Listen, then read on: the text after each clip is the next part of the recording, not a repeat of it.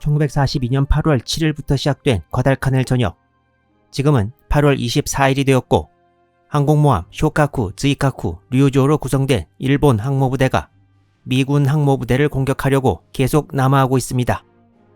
8월 24일이 밝으면서 미국과 일본 항모부대들은 솔로몬의 동쪽 태평양 해상에서 정찰기를 보내 상대를 먼저 찾아서 공격하려고 애를 쓰고 있었습니다. 미드웨이에서도 이미 밝혀진 바였지만 상대편을 먼저 찾아서 항공대를 보내는 것이 승리할 수 있는 지름길이었기 때문입니다. 일본은 정찰기뿐만 아니라 아예 경항모 류조를 24일 새벽에 남쪽으로 보내서 미국 항모부대를 꿰어내서 발견한 다음에 공격하려고 하지만 미군의 PBY 카탈리나 비행정이 류조를 8월 24일 오전 9시 35분경에 먼저 발견합니다. 이 정찰대는 과달카날 동남쪽 산타크루즈 제도의 미군 기지에서 날아온 편대였습니다. 이 편대에 총 6대의 비행정들이 전부 남하하던 류조를 목격하고 미군 항모부대에 통보한 후 미군 항모부대는 이를 접수합니다. 이때 아직 일본은 미군 항공모함들을 찾지는 못한 상황이었습니다. 플래처 제독은 일단 이 일본 항모가 공격권 안에 들어오면 바로 공격할 수 있도록 준비 명령을 내립니다.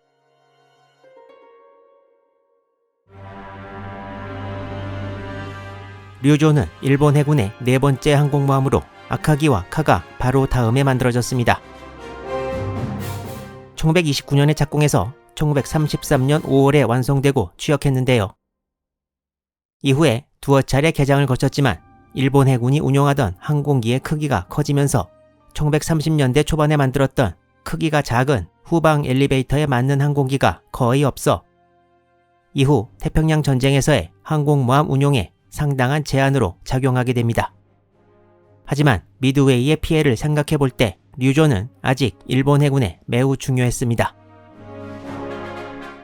류조는 취역 이후 중일전쟁에 참가해 상해와 광동성에서 일본군을 지원했고 태평양 전쟁 개전 이후에 필리핀을 필두로 말레이시아, 싱가포르에서 영국군을 상대하기도 했고 제2차 자바해 해전에도 참가해서 류조의 항공대가 미국 구축함을 침몰시키기도 했습니다.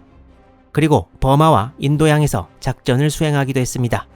미드웨이 해전 직전에는 알류샨 열도 공격에도 참가했습니다. 이렇게 항모 류조는 여러 곳에서 작전에 참가해 잔뼈가 굵은 일본 해군의 베테랑이었습니다. 이번 작전에 같은 전대에 소속되었고 각각 1941년 8월과 9월에 취역한 쇼카쿠와 즈이카쿠보다는 함의 크기도 작고 대형 작전에는 참가하지 못했지만 두 척의 주력 항모보다 훨씬 선배이고 경험도 많았던 항모가 류조였습니다. 그렇지만 결국 경항모라는 한계를 극복하지 못하고 과달카날 근해에서 미군 항모 격파라는 일본군의 수건을 이루기 위해 두 척의 후배 주력 항모를 위해 선두에 나서는 미끼 신세가 되고 만 것입니다. 류조와 호위 중순양함 한 척, 구축함 두 척은 항해를 계속해 8월 24일 정오경에 목적 지점 해상에 다다릅니다. 이때 류조 부대를 이끌었던 지휘관은 사노에 해전에서 활약했던 하라추이치 소장이었고 중순양함 토네에 탑승해 지휘합니다.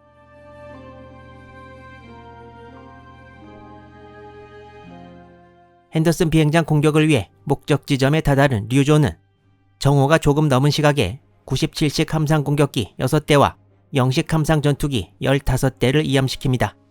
이 항공기들은 두 번에 나눠 오후 12시 48분까지 발진했습니다. 류조 항공대는 핸더슨 비행장을 폭격하기 위해 남쪽으로 출발합니다. 류조에는 이제 제로 전투기 9대와 97식 함공 3대가 남아있었습니다. 사실 이 시점에서 류조만 핸더슨 비행장 공격에 나선 것은 아니고요.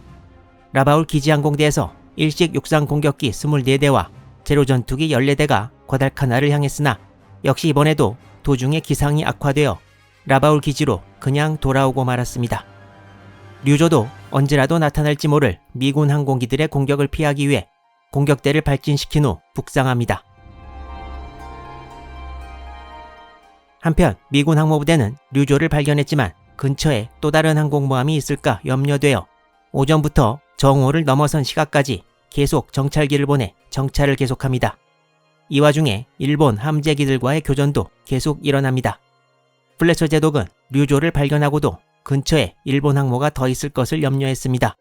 바로 사노해 해전에서 경항모 쇼호 뒤에 일본 대형 항모 2척이 있었던 경험 때문이었습니다.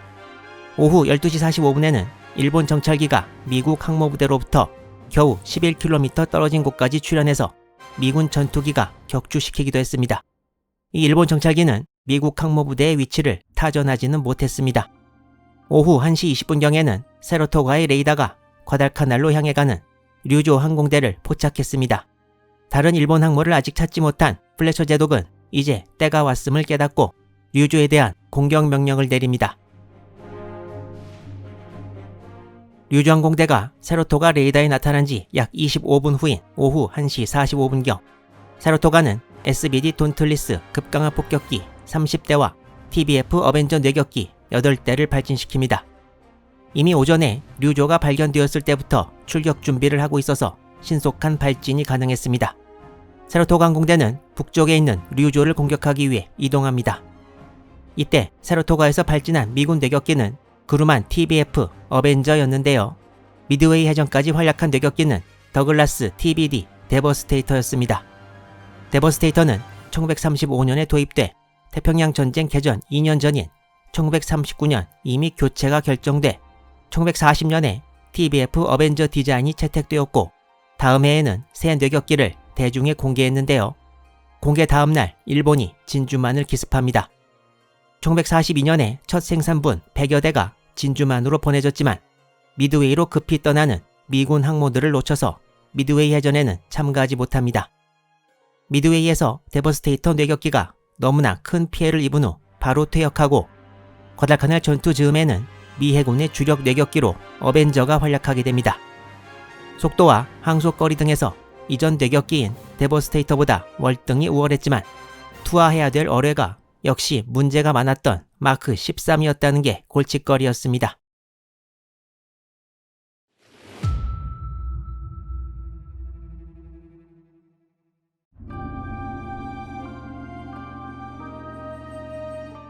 오후 2시 20분경 류조에서 출발한 항공대가 과달카날 상공에 도착했습니다. 제1파는 97항공 6기와 제로 전투기 6기, 이에 맞서 캡터스 항공대에서는 와일드캣 14대와 육군 항공대에서 온 P-400 전투기 2대가 요격에 들어갑니다. 일본 폭격기들은 한 대에 6개씩의 폭탄을 싣고 왔는데요. 36발의 폭탄이 떨어진 이 폭격은 핸더슨 비행장에 큰 피해는 주지 못합니다. 제2파는 제로 전투기 9대가 와서 핸더슨 비행장에 기총소사를 가하지만 역시 비행장에 큰 피해는 주지 못합니다. 캡터스 항공대와 류조 항공대와의 공중전에서 캡터스 항공대는 와일드캣 3대를 잃었고 류조 항공대는 97항공 4대와 제로기 3대를 잃습니다. 이 전투는 거의 대부분의 캡터스 항공대 승무원들에게 첫 번째 전투였는데 미군보다 더 많은 숫자의 일본 항공기들이 떨어지자 분위기가 크게 고조되었다고 합니다.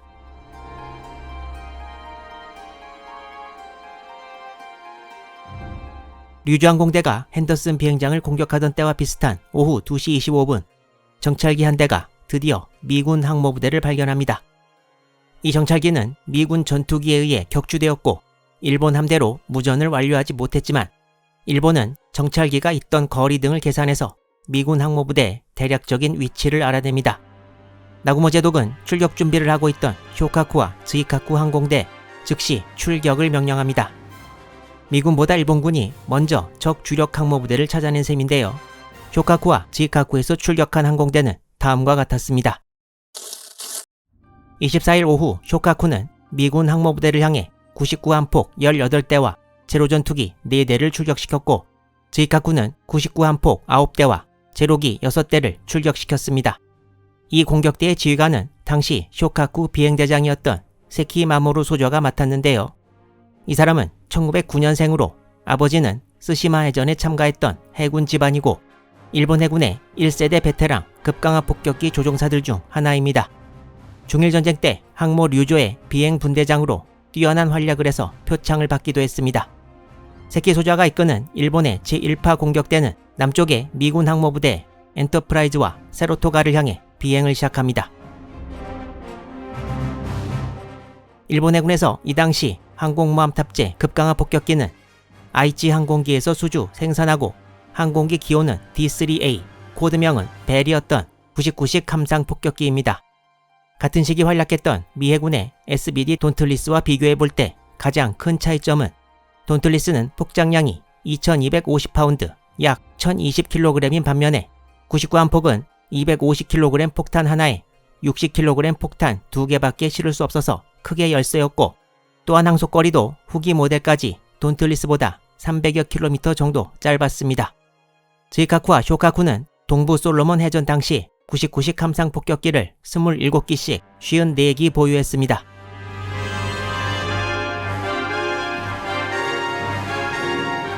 쇼카쿠와 즈이카쿠 항공대가 출발한 지 얼마 되지 않은 오후 3시 18분, 정찰 중이었던 미군 돈틀리스 편대가 일본 순양함을 목격하고 폭격 준비를 하려다 후방에 있는 쇼카쿠와 즈이카쿠를 발견합니다.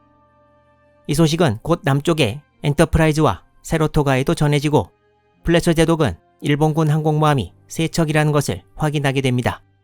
미군이 쇼카쿠와 즈이카쿠를 포함한 일본 항공모함 부대를 전부 파악한 즈음 류조를 향해 출발했던 세로토가 항공대는 계속 예정 위치로 비행하고 있었습니다. 이제 조금만 있으면 류조 상공에 도달하게 될 텐데요. 이때 류조와 호위함들은 무엇을 하고 있었을까요? 핸더슨 비행장을 공격했던 류조 항공대는 돌아오면서 전과를 보고했습니다.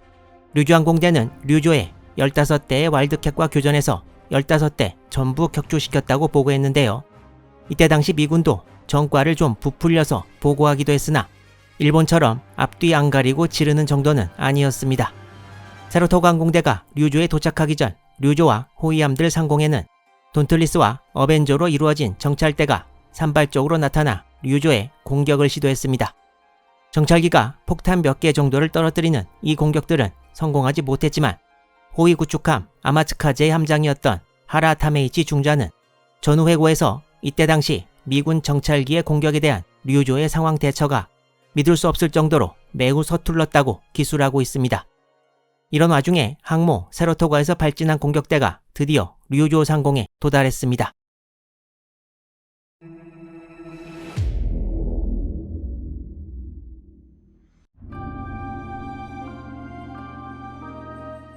세로토가 항공대가 류조와 호위함들 상공에 도달한 것은 미군 정찰기들이 쇼카쿠와 즈이카쿠를 발견한 지 채 20분도 안 된 오후 3시 36분이었습니다. 세로토가 항공대는 먼저 중순양함 토네의 9대 항공기를, 나머지 공격대는 전부 류조를 공격하기로 하고 작전에 들어갑니다. 세로토가 항공대가 준비를 마치고 공격에 들어간 것은 오후 3시 50분이었습니다. 세로토가 항공대를 이끌던 지휘관은 1902년생으로 당시 중령이었던 해리 펠트였습니다. 일화에 의하면 1929년에 결혼할 당시 부인이 될 사람에게 자기는 어떤 상황에서도, 즉 가족보다도 해군이 우선이라고 말했다고 합니다. 미군 항공대가 류조 상공에 다다르자 류조와 호위함들은 서로 간의 거리를 벌립니다. 류조와 각 호위함들 간의 간격은 약 5km 정도였다고 추정됩니다. 이렇게 각 함 간의 거리를 벌리는 목적은 쉽게 회피 기동을 할 수 있게 하기 위해서인데요. 단점은 거리가 멀어서 호위함의 대공포화가 항공모함 상공에 이르기 어렵다는 점이었습니다. 이것이 바로 이어진 전투에서 류조에게 일어난 일이었습니다. 류조는 돈틀리스 급강하 폭격기들이 폭격을 개시하자 우현으로 급히 회피 기동을 시작했고 돈틀리스 급강하 폭격기들의 첫 10발이 전부 빗나갑니다. 이렇게 되자 벨트 중령은 중순양함 토네를 공격하러 갔던 폭격기까지 전부 류조를 공격하도록 명령 내립니다. 그리고 이번엔 자신이 직접 강하에 들어갑니다. 이후부터 류조의 돈틀리스 폭격기에 폭탄이 명중하기 시작했습니다. 이 전투에 대한 100% 자세한 내용은 전해지지 않으나 류조의 최소 3발 이상, 그리고 많게는 5발까지의 폭탄이 명중한 것으로 기록에 나와 있습니다. 이 명중탄들로 류조는 함 전체에 화재가 발생하고 검은 연기를 뿜기 시작합니다. 급강하 폭격이 거의 끝나갈 무렵 3대의 어벤저가 우현 선수 쪽으로부터, 2대가 좌현 선수 쪽으로부터 류조에 접근해 어뢰를 발사합니다. 이 중 4발은 빗나가지만 1발이 우현 쪽에서 기관실 근처에 명중했습니다. 류조는 폭탄과 어뢰로 기동 불능이 되고 우현 쪽으로 기울기 시작했습니다. 류조가 검은 연기를 내뿜고 불길에 휩싸인 동안 미군 공격대는 세로토가로 돌아갑니다.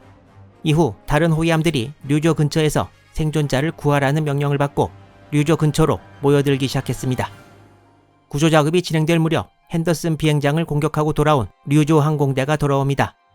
도저히 착함할 상황이 아님이 명백하자 몇몇 항공기들은 바다에 불시착했고 연료가 아직 남아있던 나머지 항공기들은 할 수 없이 부겐빌의 일본군 기지로 향합니다.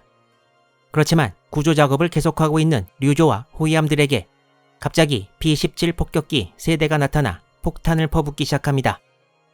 이 사진은 B-17이 류조를 공격할 때 찍은 사진인데요.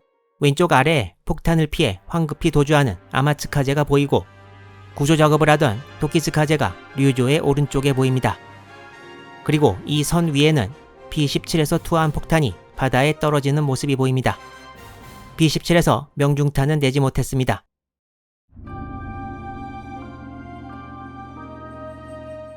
구조 작업이 어느 정도 마무리되고 호위함들이 불타는 류조에서 떨어진 이후 류조는 8월 24일 오후 8시경 121명의 전사자를 낸 채 바닷속으로 침몰합니다.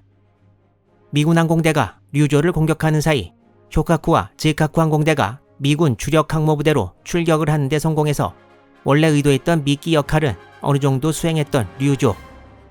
과연 류조의 희생은 일본 함대에 어떤 결과를 가져다 줄까요? 쇼카쿠, 즈이카쿠 항공대와 미군 항모부대와의 전투가 이어집니다.